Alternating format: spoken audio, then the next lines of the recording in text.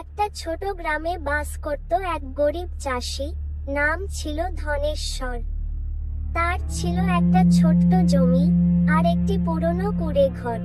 সারাদিন কঠোর পরিশ্রম করেও সে ঠিকমতো পেট ভরাতে পারত না, কিন্তু তবুও সে ছিল সৎ। একদিন সকালে সে মাঠে কাজ করছিল। হঠাৎ দূর থেকে কাঁপতে কাঁপতে এক শেয়াল ছুটে এল তার দিকে। শেয়ালের গায়ে ক্ষত চিহ্ন, মনে হচ্ছে কোথাও থেকে পালিয়ে এসেছে। চাষি চমকে উঠল, কিন্তু শেয়াল বলল, ওহ চাষি মশাই, ভয় পাবেন না, আমি আপনাকে ক্ষতি করতে আসিনি।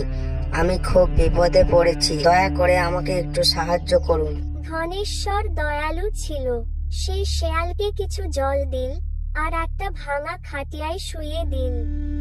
তারপর নিজের চিরচেনা হার্বাল ওষুধ দিয়ে তার ক্ষত সেরে তুলল। একদিনের মধ্যেই শেয়াল সুস্থ হয়ে উঠল। চাষি তাকে নিজের বাড়িতে থাকতে দিল। শেয়ালটা ছিল খুব বুদ্ধিমান আর চতুর। সে চাষিকে বলল, তুমি আমার প্রাণ বাঁচিয়েছো, এবার আমি তোমার উপকার করব। আমি জানি কিভাবে শিয়ালদের মতো দ্রুত দৌড়ে গিয়ে শিকার আনা যায়। তুমি চাইলে আমি চাষের ফসল রক্ষা করতে পারবো। ধনেশ্বর খুশি হয়ে বলল, তাহলে আমাদের ক্ষেতের ফসল এবার নিশ্চিন্ত থাকবে। এরপর প্রতিদিন রাতে শেয়াল পাহারা দিত। আস্তে আস্তে ধনেশ্বরের ফসল নষ্ট হওয়া বন্ধ হলো। শিয়ালটা মাঝে মাঝে গাছের বনে গিয়ে ফলমূল কিংবা ছোট পশু নিয়ে আসতো, যা খেয়ে চাষির পরিবার একটু ভালোভাবে থাকতে লাগলো। ধনেশ্বর ভাবল, এমন সঙ্গী তো স্বপ্নেও পাওয়া যায় না, কি দুর্দান্ত বুদ্ধি ওর। কিন্তু গ্রামে একটা গুজব ছড়িয়ে পড়ল। লোকেরা বলল, চাষি নাকি একটা শিয়ালকে বাড়িতে রেখেছে। এই শিয়াল বনের ছোট প্রাণীদেরকে মেরে ফেলছে। চাষি চিন্তায় পড়ে গেল। সেই শেয়ালকে বলল, তুমি যদি এইভাবে ছোট প্রাণী মারতে থাকো তাহলে আমাকে লোককে দোষ দেবে। আমি তো তোমার উপর বিশ্বাস করেছিলাম।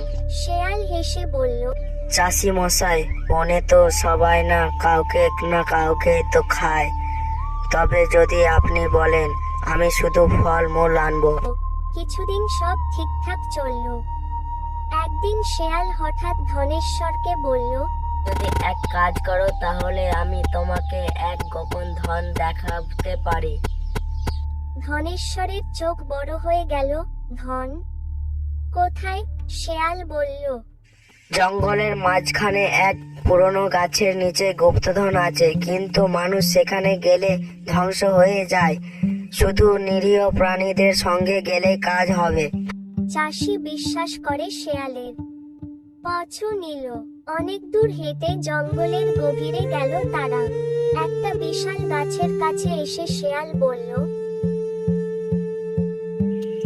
তুমি এখানে দাঁড়াও, আমি মাটি খুঁড়ে ধন আনছি। চাষি দাঁড়িয়ে রইল। অনেকক্ষণ পরও শেয়াল ফিরে এল না। ধনেশ্বর চিন্তায় পড়ে গেল। হঠাৎ সে বুঝতে পারল এটা একটা ফাঁদ। সে চারপাশে খুঁজতে লাগলো, কিন্তু শেয়ালের কোনো চিহ্ন নেই। শেষে ক্লান্ত হয়ে সে ফিরে এল ঘরে। দেখে ঘরের ভেতরে চালের হাঁড়ি, কিছু টাকা আর ফলমূল সব উধাও।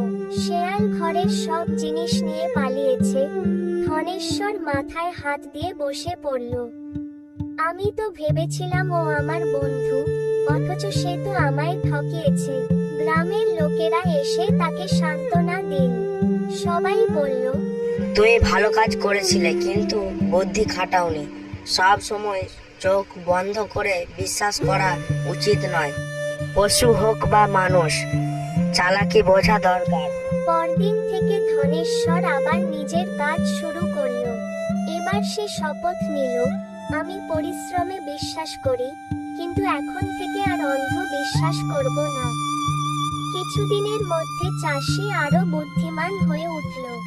সে একটা কাককে প্রশিক্ষণ দিল যাতে সে ফসল পাহারা দেয়, আর বাজারে যাবার সময় কাক তাকে পথ নির্দেশ করে। এবার আর কেউ তাকে ঠকাতে পারল না। নীতি শিক্ষা, কাউকে অন্ধর মতো বিশ্বাস করা উচিত নয়। বন্ধুরা, আমাদের এই গল্পটি যদি ভালো লেগে থাকে অবশ্যই একটি লাইক করে চ্যানেলটিকে সাবস্ক্রাইব করুন।